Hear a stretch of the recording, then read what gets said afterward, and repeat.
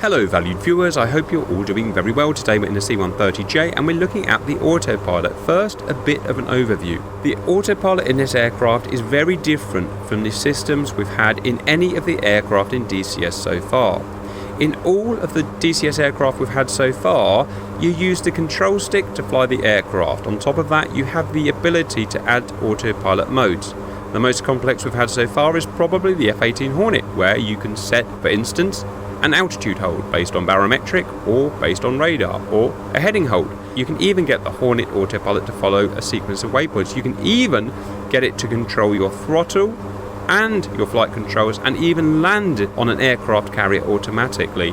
It's very complex, but nothing compared to the autopilot in the C-130J. And that's because this is designed very much around the autopilot, like any modern airliner. It is essentially a military airliner. The autopilot is designed to work almost all of the time and control most of the flight of the C-130J. And that's why it's so important to learn how to use the autopilot. If you just jump into the C-130J and you just try and fly around, you will be fighting the autopilot at every point and you probably won't have fun. So first, let's have a look around the cockpit at the elements and panels we'll be using today. We're going to have a look at the Autopilot Annunciator Panel here. We're going to be looking at the Reference Panel here. We're going to be looking at, obviously, Symbology in the HUD and the PFD we'll need. So let's get that sorted now. PFD, and I would like it on HGD1. There. We'll be using the Modes panel here, including the Master Caution and Warning. And we'll be using the AFCS Automatic Flight Control System panel here. So let's start on the Annunciator panel. This is a pretty simple indicator panel relevant to the autopilot. I'll breeze over what we're going to look at today. The top left shows if the autopilot is engaged. If the autopilot is disengaged but not acknowledged, then on the top right we'll have AP disengage. You can manually turn off the pitch and or the lateral control elements of the autopilots, and so the next two boxes down will show if either of those have been commanded off. We'll also show whether the nav modes are armed and or captured, which will be the next boxes down, and everything below that will be regards approaches, which will be covered in a separate video. Next, let's move to the reference panel. This is used for setting various references and or bugs. It's pretty simple. First, our main reference knob here. What do we want to control? HP, horsepower. How much horsepower do we want to limit each of the four engines to? You simply use your mouse scroll wheel on here to choose how many horsepowers, up to 5,000 horsepowers. There are several reasons to use that in real life. In game, you'll probably never use it unless you need an emergency takeoff from a silly carrier or something, and you might want to put it up to 5,000, but generally just leave it as it is. Next, your RAD out warning, your radio altimeter warning. How low radio altimeter wise do you want to go before it gives you a warning? Obviously you set this here in feet, so if I go below 55 feet it'll give me a warning. Next, if I want to set my indicated airspeed bug in knots, I can change that here, and we're going to come back to that because that's in relation to our auto throttle.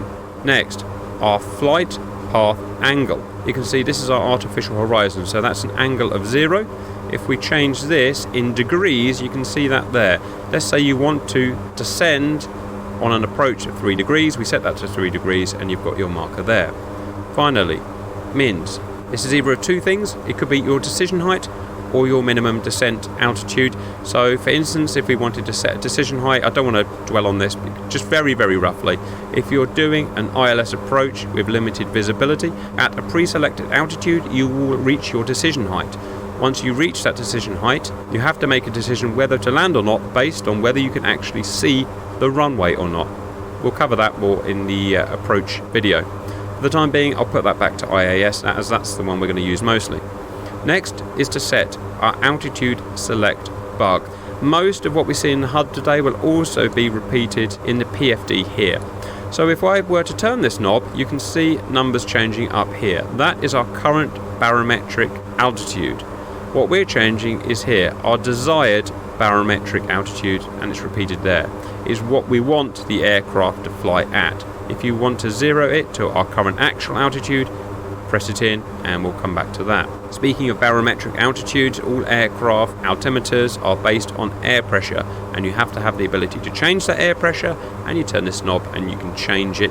You can see there, the Americans measure it in inches mercury. We use millibars over here, 29.91, and you can change that. Try not to mess around with it because it will actually change your aircraft in flight, and you can see it on your HUD there. The standard American is 29.92, and that's where we'll leave it today. The next is the modes panel. This is where we select the current autopilot flight director mode. As well as that, it has two buttons here, master warning and master caution. The master warning will show if we have a warning in our ACORS, our warning caution panel. If that shows, then we can push it to acknowledge it.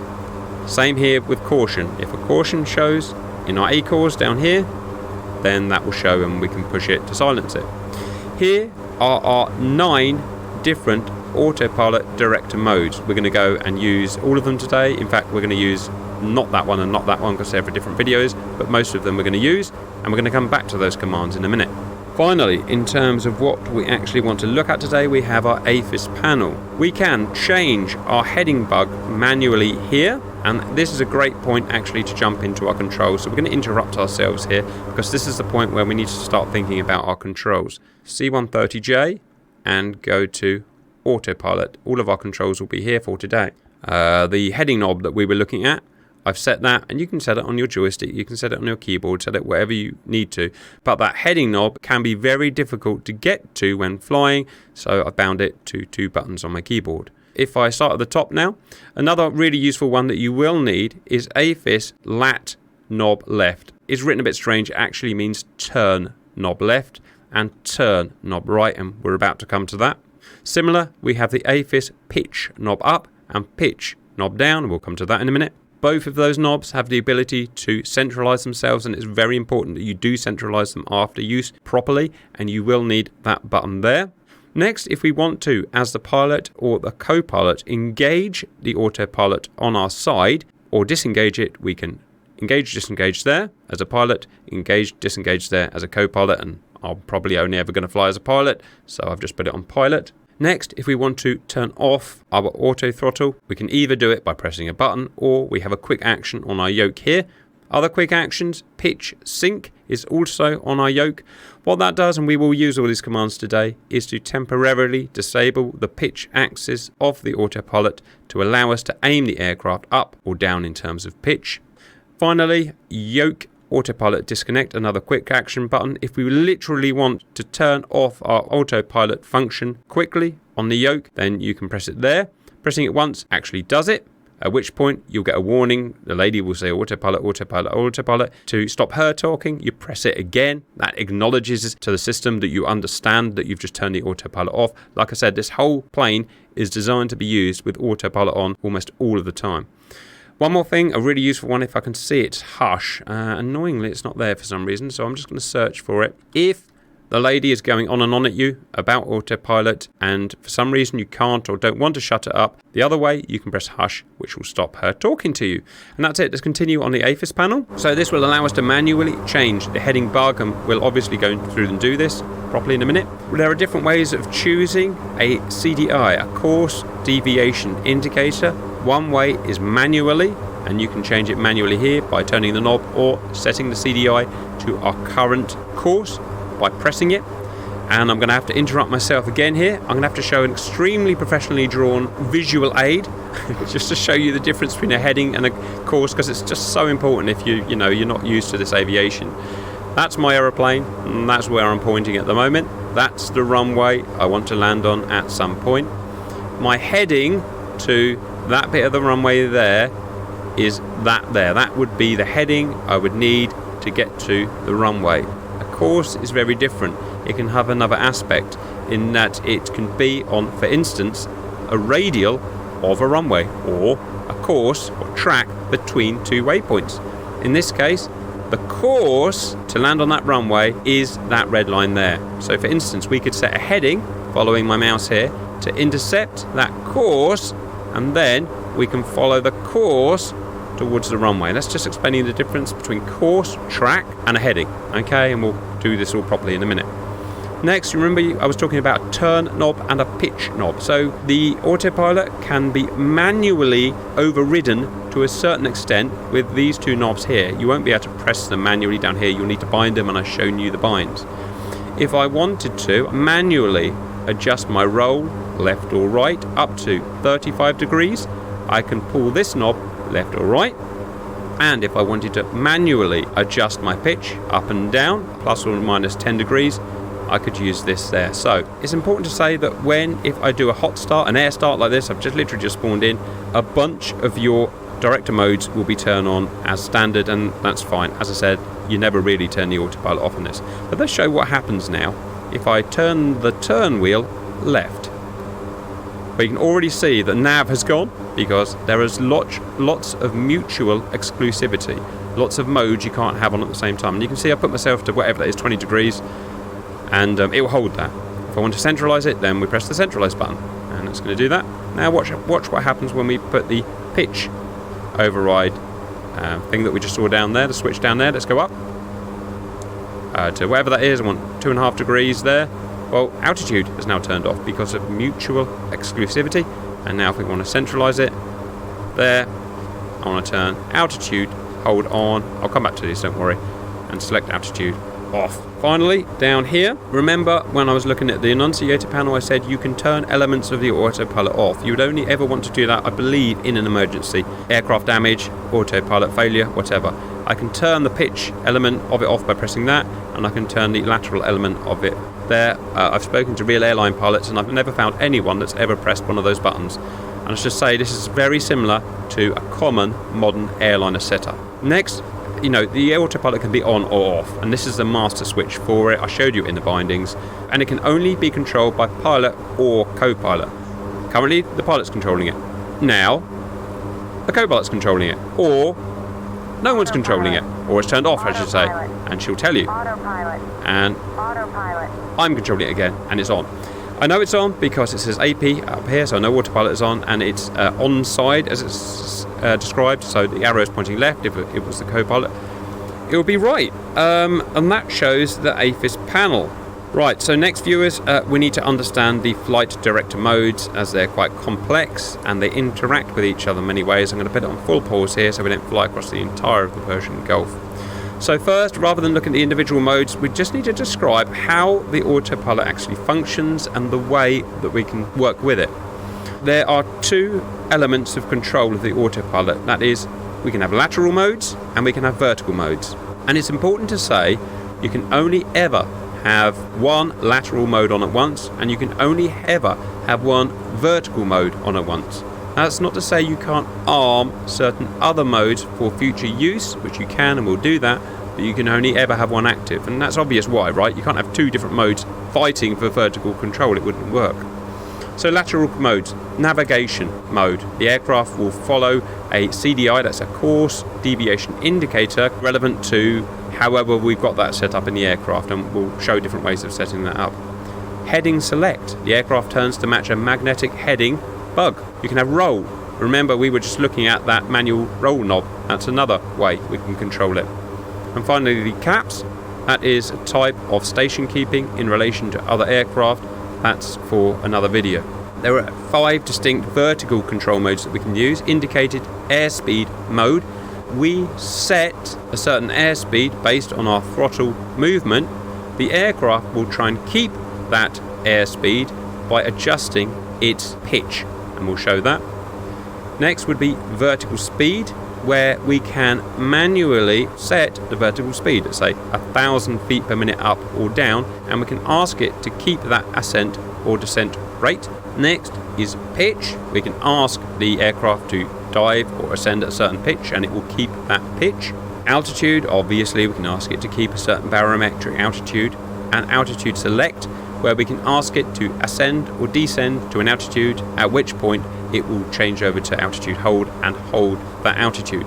Note, the only safe vertical mode to use is the indicated airspeed mode. That's the one that will prevent you from stalling. All of the others will not prevent you from stalling, and you can go into a stall and lose control. And that takes us on to what you really care about today, which is the flight director control modes, which are these 9 guys down here. So let's start with altitude. Okay, so if we've got alt on, it's pretty simple. Let's turn it off and let's jumble up. So let's put ourselves up there. You can see our actual altitude there. We turn it on. As long as we're not going up or down at more than 2,000 feet per minute, then we can press that on and it will hold us to our current selected altitude. If you're wondering what that warning was, it was just because I didn't have an altitude command selected and I was essentially uncontrolled in my altitude. Anyway, I put it back on. Obviously it holds my altitude. If you want to know why the altitude hold may be disengaged automatically, then we can see that here. If the pitch synchronization is activated by the yoke, and we'll look at that later. If the autopilot pitch control wheel is used, that's the manual wheel we showed, then it will disengage it.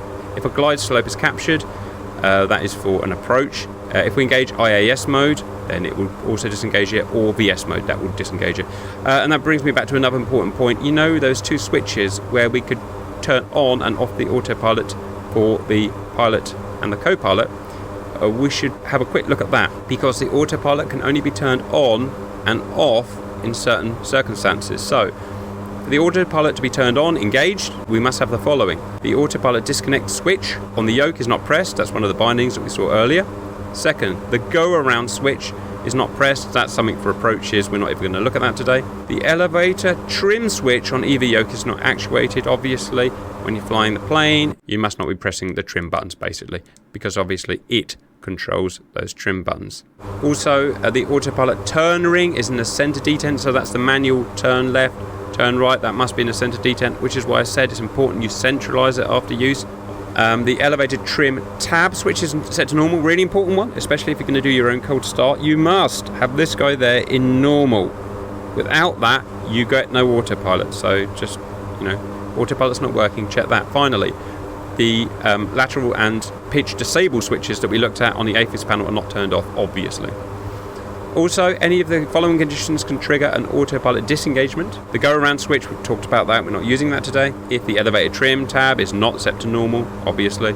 If you're actually trimming, don't do any elevated trimming, that will turn it off. And if the aircraft is decelerated to the stall warning speed, then it will cut off as well, so just bear that in mind. Right, next autopilot mode is going to be alt select. It allows you to select a altitude that you want to fly to, and it will level you off at that point. First, I need to choose an altitude. So we're currently at that altitude there. I want to scroll this guy down. I want to go down to, I don't know, that there, 4,500. Okay, I turn it on. When I scroll that wheel, it automatically turns it on because it knows what I'm about to do. Then you must press your pitch sync override, push it and hold it.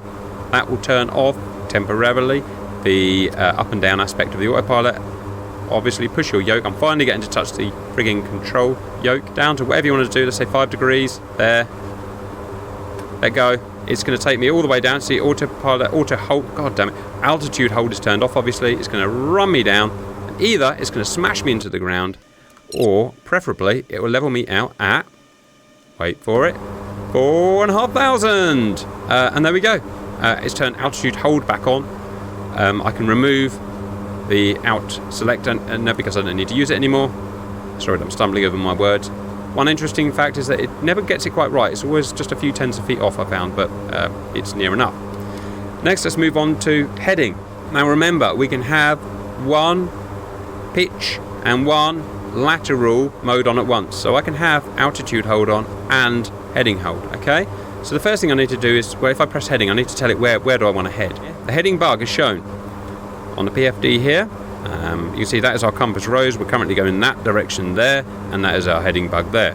And it's also repeated on our heading tape there, and it's magnetic heading. Well, if I want to control it, as you remember, I can use this button here, this knob here, all the commands, and let's go left 030. You can see it moving there, 030. Pretty simple, right? Press heading. All turns for me. Whoa, magic. Probably into that mountain. And Chumbawamba on heading there. If this is in combination with nav or intercepting as we'll do in a minute, intercepting a CDI, then it will automatically turn itself off during the operation, and we'll cover that in a minute. Which is actually the next mode, is nav, but I'm going to come back to it because it's best if we restart for that because we're so far off our CDI at the moment. So we'll come back to that. Approach is in a different video because, as you can imagine, It's quite complex. Next is vertical speed. Pretty simple. I'm just trying to think how I can display it. So I'm going to turn my heading off. I don't particularly want that on. I want to ascend or descend at a certain feet per second, up or down, okay? So one way I can do that is to choose a new altitude. So what I'm going to do, actually, I'm going to turn you off. I'm going to disconnect everything, autopilot off. I'm going to go completely nuts, full power. Rah! I'm going to go up. Probably a stupid way of doing this. Alright, and now I'm going to just put it back there. I'm going to turn my altitude on there. Sorry about that, that's a bit of a stupid way of doing it, I admit. I'm going to descend at 1,000 feet per minute. That's my vertical speed indicator. I'm currently at 0, obviously. I want to go down. So I'm going to tell it what I want to go down to, the same as we did before. I'm going to go down to 4,500 again. So I'm going to do my pitch sync, so push pitch sync. I want to go down. It doesn't matter about the degrees now, just look at this guy on the PFD. There, you see it's at minus 1,000 now? Let go, vertical speed, okay? Let's try and see what I did there.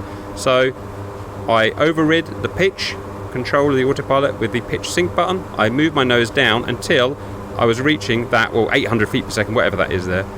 And then I pushed, as well as altitude select, which went on automatically, I pushed vertical speed, and it's now going to descend me to make sure I hold that, whatever I was at, 900 feet per second. And we can see, one thing I've been forgetting to show viewers is that the various autopilot modes we have on are shown on the HUD, obviously. We've got vertical speed there, and we've got altitude select, and you can see that will change if it all works when we get to 4,500. Vertical speed has come off, altitude hold has gone on, and we don't need altitude select anymore. That's gone off. Okay, went around the houses a bit there, but that showed you another way of defining at which angle and or speed you want to come down at by choosing the descent speed.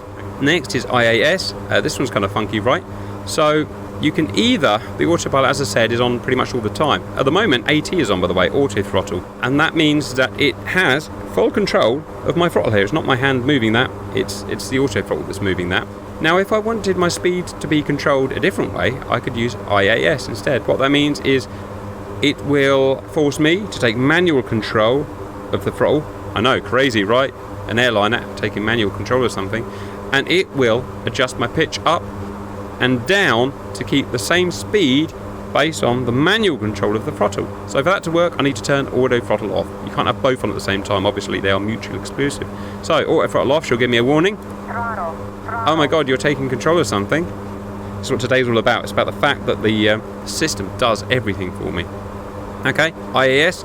So it's now going to push me up and down. Obviously this has gone off now because it's mutually exclusive. It's going to do whatever it's doing. It's a bit extreme maybe. Yeah, so it wants to get me to that speed there, right? And it's doing what it needs to do to get me to that speed there. This is what's called a safe mode. It has anti-stall in it, so it will not allow you to stall unless there's, some crazy thing like you've only got one engine or something like that. Okay, that's that. I don't need to show much more of that. So I'm going to take rid of that, put that back on. We can go to auto throttle now. So if I turn auto throttle back on, the system now has control of the lever, pushes it forwards and backwards. I keep my hand on it just in case, but I'm not actually doing anything. So apart from IAS, everything else, the speed of my aircraft, on everything else we've done so far, is being controlled by the system, by auto throttle, to keep it at my desired speed. And my desired speed is obviously here on the reference panel. So I select IAS here. How fast do I want to go? Obviously you go up or down. In knots, indicated airspeed, okay? There's some symbology, it's giving me some warnings and stuff. Yeah, just ignore it, it's fine. So if I want to decrease it, you can see my reference caret is moving backwards or anti-clockwise, right? That is showing where my desired speed is, which is that there, 219. This is showing where my actual speed is, there, at 220, and now it's reached there. Okay, now I want to speed up again. Sorry about the beeping, viewers. It's something not relevant for today. It basically telling me I've gone off course, which I know, and I don't know how to get rid of it, so we'll just leave it for now. So yeah, and if I want to speed up, obviously I roll that forward, and you can see that's where I am, that's where I want to get to, and that's where my current speed is, and it's controlled by the auto throttle. There are other indicators. This little arrow here is showing a representation of whether my throttle is increased or it's decreasing. So throttle is increased, and now it's kind of settling. If I want to slow down, obviously my throttle is going to decrease, and you've kind of got the opposite here. Throttle is decreasing and it will settle. Next is an important distinction of the flight director. So let me just take control of the aircraft, altitude off, auto throttle can stay on. I just want to move myself down here a little bit. I'm going to turn my autopilot off just for the moment. Autopilot. I'm going to turn now some director indicators on. Just altitude's fine. Okay, so what I've done by that, I'm just going to pause it so she doesn't shout at me. The autopilot now does not have control of the aeroplane. I've turned the autopilot off, but I've put a director mode on, altitude hold. And so that's shown the autopilot director indicator here now as a representation on my HUD. I think probably on my PFD, yeah, on my PFD as well. It's saying fly so that my flight path marker in this aircraft is known as a CDM. I don't know why. Planes are awkward for some reason. That shows where I'm actually flying towards at the moment in terms of roll and in terms of pitch. It says if you want to follow or achieve altitude hold, fly so that there is on that. If you then put heading on, then it will move where it needs to be, and the idea is you manually fly that onto that. Okay, if you put your autopilot back on, I'm just going to pause it quickly because it happens quickly. The flight path marker, the CDM that was a circle, is now a diamond. It says that the autopilot now has control of your movements, and obviously it's going to try and match that on that, and that's why you always see that jumbled mess in the middle here, about 20 different markers. You can see that one there is what the autopilot is telling you to direct to. The diamond is what we're actually flying at, and the waterline there is just the waterline, and that's your artificial horizon. So it's a little bit complex, but you just have to get used to it. Right, so that is out done, that's select out done, that's heading done, nav come back to, VS done, IAS done, and AT done. Next we're going to do nav, and it's just easiest for everyone if we restart it. Why? Well, it's because we're so far off course, we've exceeded some limits. So nav, so we can start again in the air. Remember that the autopilot is turned on in the air. The modes that will be turned on will depend on how the jet has been set up from the mission editor, basically. So currently, just so you understand, we are here, we're facing east. I believe that is east, 087 magnetic.